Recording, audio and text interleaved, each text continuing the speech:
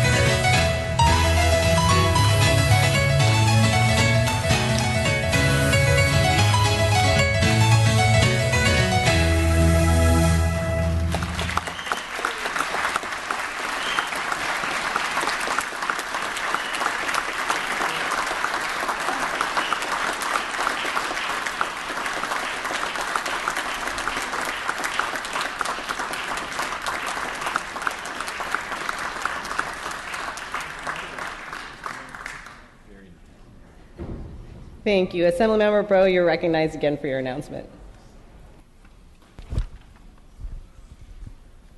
Thank you, Madam Speaker. On behalf of Speaker Pro Tem Mullen and myself and the rest of the Irish members, on your desk you'll find some gourmet jelly beans, from Pro Tem Mullen's hometown of South San Francisco, and gold coins in honor of Irish Heritage Month. Thank you for your attention, and may the luck of the Irish be with you all.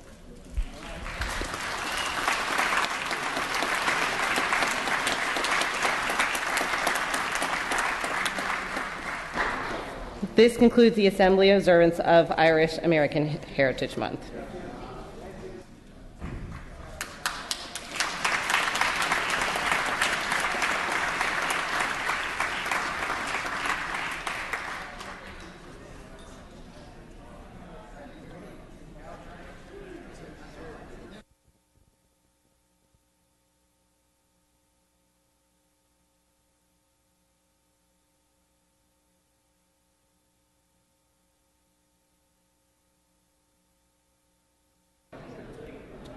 Without objection, we'll move to second reading.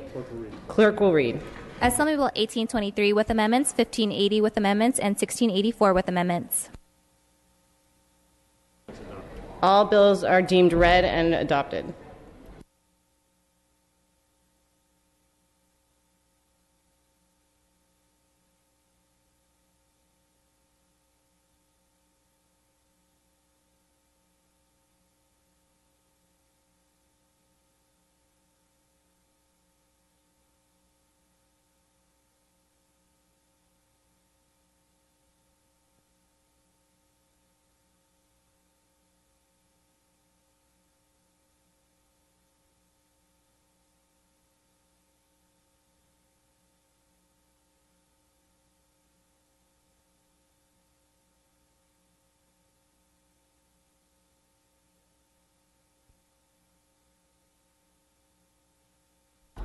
Okay, members, we are back on the file.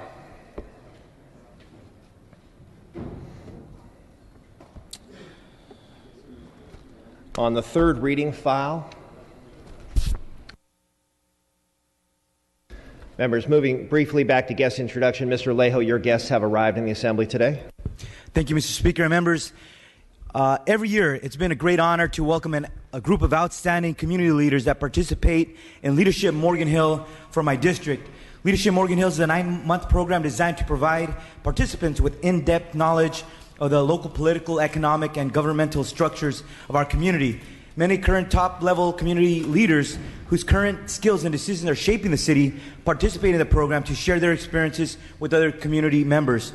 By interacting with current leaders, program participants have the opportunity to learn their new skills and develop a deeper understanding of the critical issues such as crime, economic development, education, and human services.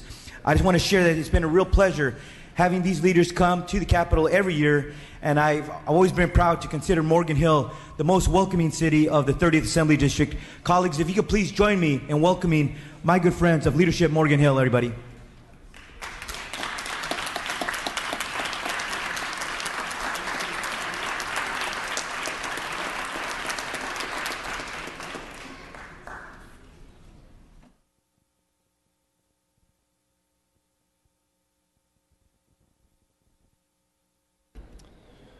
On the file, members, file item number 14. That is H.R. 38 by Mr. Ridley Thomas. The clerk will read. House Resolution 38 by Assemblymember Ridley Thomas, relative to Season for Nonviolence. Mr. Ridley Thomas, you are recognized at your desk. Thank you, Mr. Speaker. Colleagues, I rise to present House Resolution 38, which recognizes the Season for Nonviolence. This is an annual 64-day campaign dedicated to demonstrating that nonviolence is a powerful way to heal, transform, and empower our lives and our communities.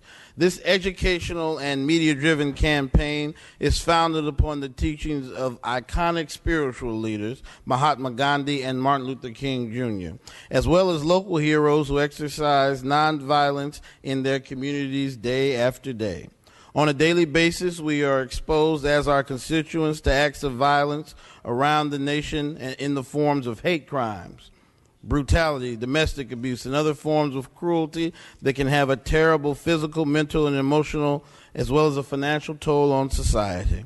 Violence prevention and conflict resolution programs in schools and communities throughout the nation and world are positively affecting our families and our neighborhoods one day at a time. It's imperative that we take the time to honor those who work in the field of nonviolence prevention and conflict resolution and reflect on how social and political protests have used the principles of nonviolence to improve civil society by bringing people together for peace and justice.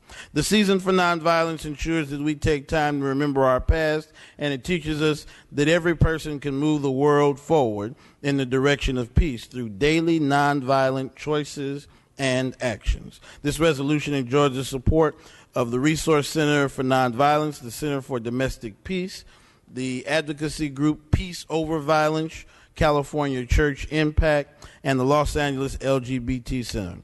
I would ask for your aye vote and that the first roll be open for co-authors on the resolution H.R. 38 honoring 2016's Season for Nonviolence. Thank you, Mr. Speaker. Thank you, Ms. Ridley Thomas. Seeing no discussion on the item, the first roll will be open for co-authors. Clerk will open the roll.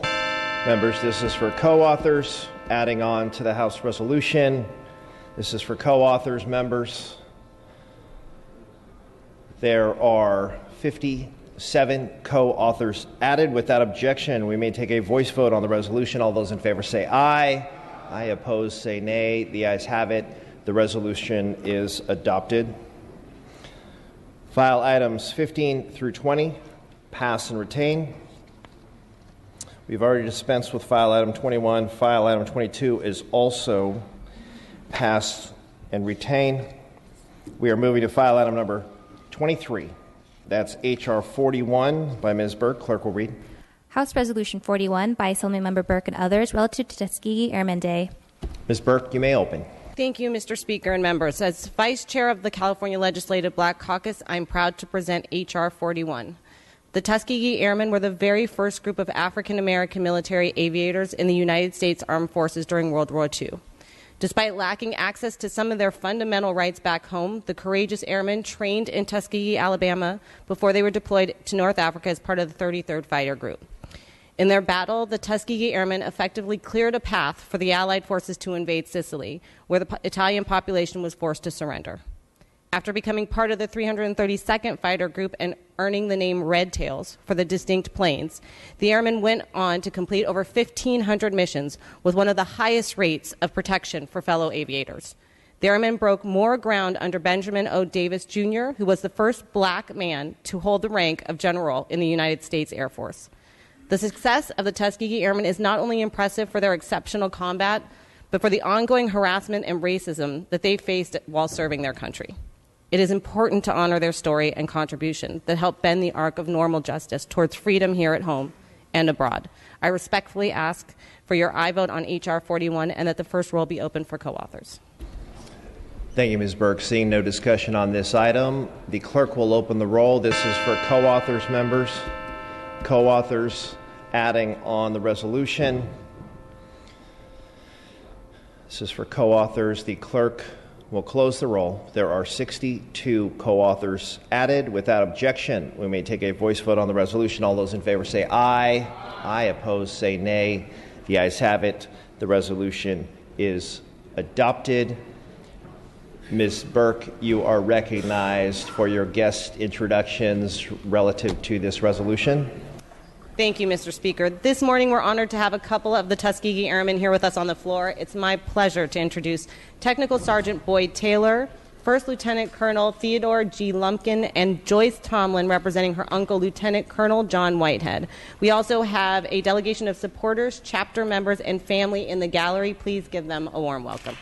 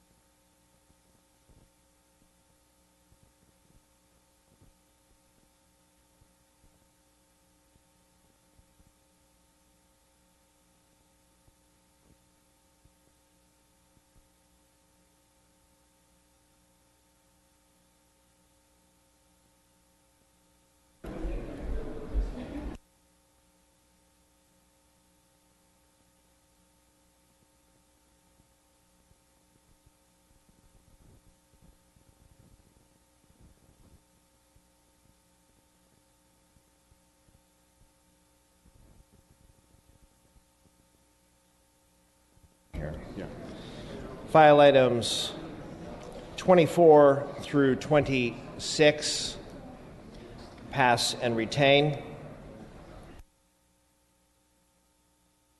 Moving to Senate third reading. File item 26 pass and retain. For the purpose of amendment, this is file item 27 SB 209. Clerk will read with amendments. Senate Bill 209 with amendments by Assemblymember Gray. Mr. Gray, you may open on the amendments. Thank you, Mr. Speaker. Members, SB 209 by Senator Pavley is double joined to my mining bill, AB 1142. We have reached an agreement on the content of the two bills, and these amendments reflect that agreement. I would respectfully ask for the amendments to be put out to print and back on file. Thank you, Mr. Gray. Seeing no discussion on the amendments, without objection, we may take a voice vote on the amendments. All those in favor say aye. Aye, opposed say nay. The ayes have it. The amendments are adopted. Bill is out to print and back on file.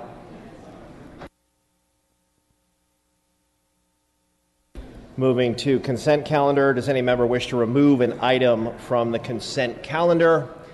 Seeing and hearing none, the clerk will read the second-day consent calendar. Assembly Bill 1700 by Assemblymember Mainshine, an act relating to trusts. The clerk will open the roll on the consent calendar. All members vote who desire to vote. Members, this is the consent calendar. All members vote who desire to vote. All members vote who desire to vote.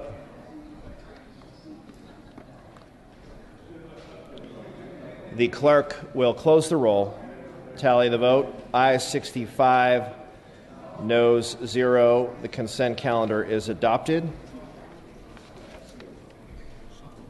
The clerk will read the remaining bills on the second-day consent calendar. Assembly Bill 1796. Ayes 65, noes 0. And Senate Concurrent Resolution 106.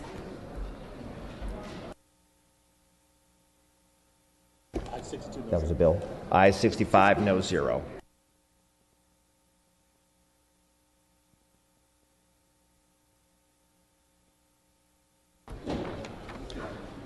Members, if we could have your respectful attention, we are moving to announcements and adjournments in memory.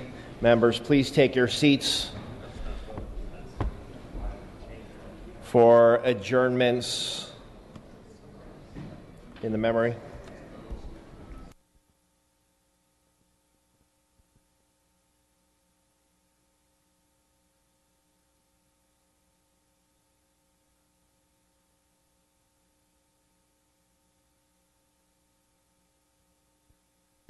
Please take your seats, members.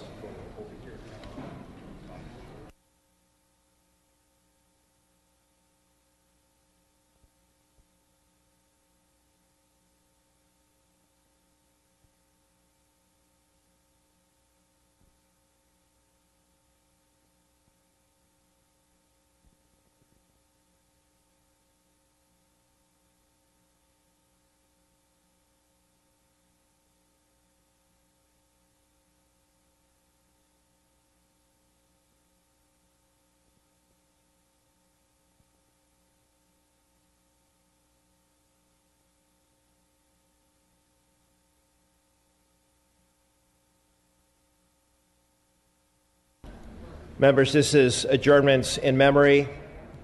The following members were granted prior permission to speak on an adjournment in memory. Members, I would ask that you keep your conversations to a minimum. We can't proceed unless we have respectful attention in this chamber. Mr. Lackey, you are recognized at your desk for your adjournment in memory. Thank you, Mr. Speaker. Members, I rise to adjourn in memory of Shauna Lynn Jones, who tragically passed away February 25th. Born and raised in Lancaster, Miss Jones was a 22-year-old inmate who volunteered for firefighter duty following her good behavior. She joined the all-female fire camp number 13 in Malibu in August of 2015.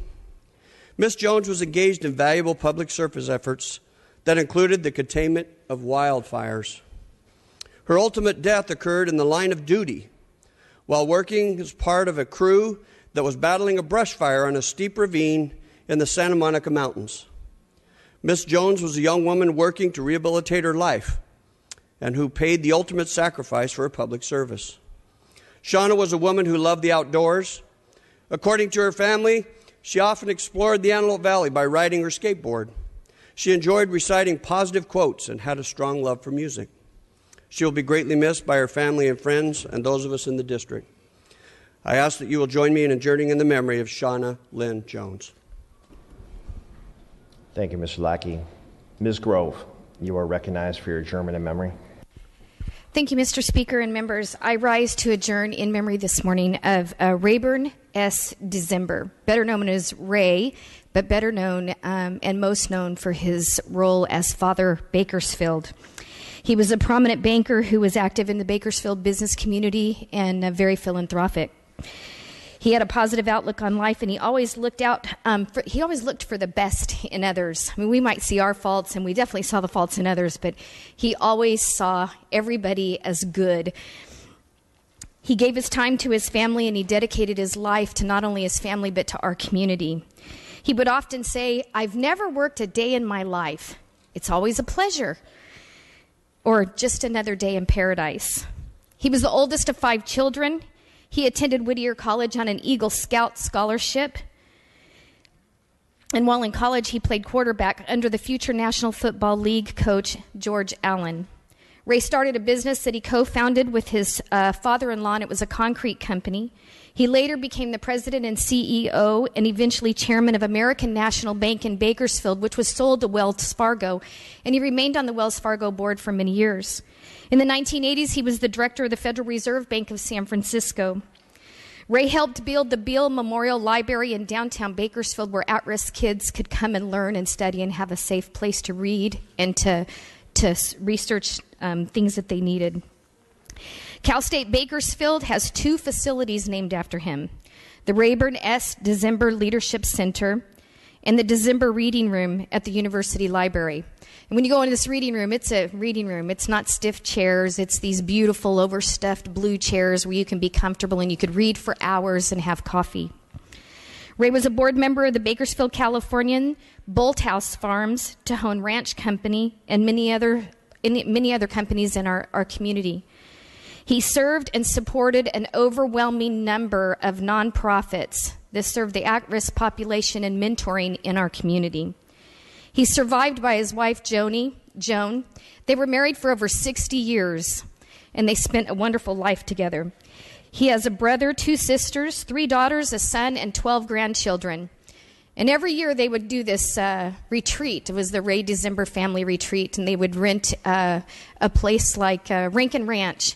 And the grandchildren would come from New York and all over the United States to come sit at their papa's feet.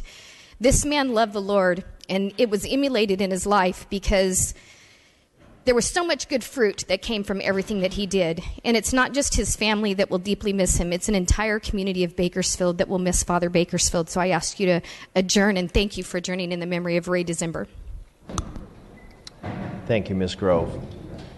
Ms. Gonzalez, you are recognized for a special announcement. Thank you, Mr. Speaker and colleagues.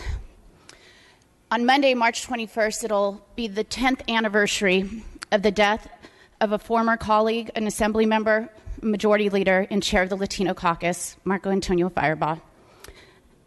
Today in the Senate, they are adjourning in his memory. Of course, we don't do that 10 years later here, but we will have a special announcement because it's important. He battled at a time for people who didn't have a voice, and things that we take for granted now in this body. He was the first to talk about undocumented students who could go to our state colleges for in-state fees if they had done the right thing, studied hard, stayed in California. And he got that passed in 2001 when people weren't willing to proactively work for these dreamers. On Monday at Cal State University Long Beach, these dreamers are going to come together and have a vigil at 6 p.m. to honor his work. But what he did in this body is beyond just his legislation. There are a number of members, both in this chamber and the other, that owe being here to the legacy that Marco Firebaugh really extended to all of us. I had a discussion this morning with my colleague from San Jose, and she reminded me that she was working on a campaign in San Jose when Assemblymember Firebaugh went up there and said, hey, why aren't you running? Why haven't you run? And he did that up and down the state. I saw him in Coachella.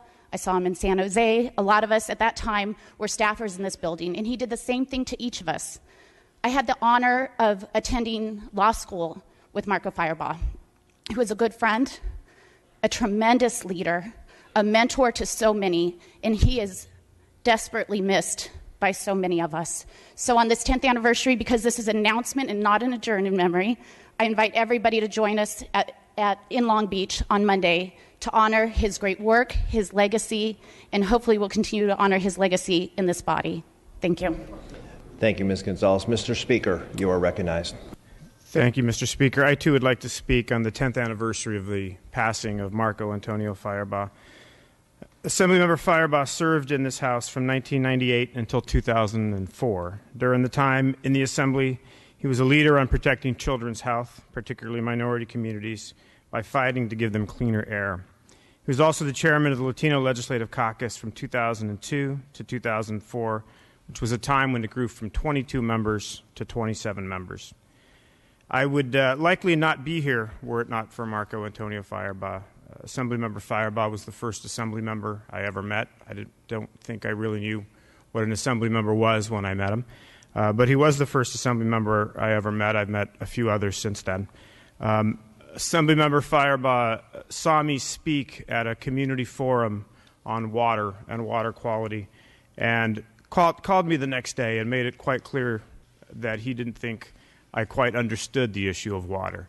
I challenged myself after he challenged me to learn more about water, and that led to a career of about 10 years in environmental politics. He was a good friend. He was someone who taught me quite a bit.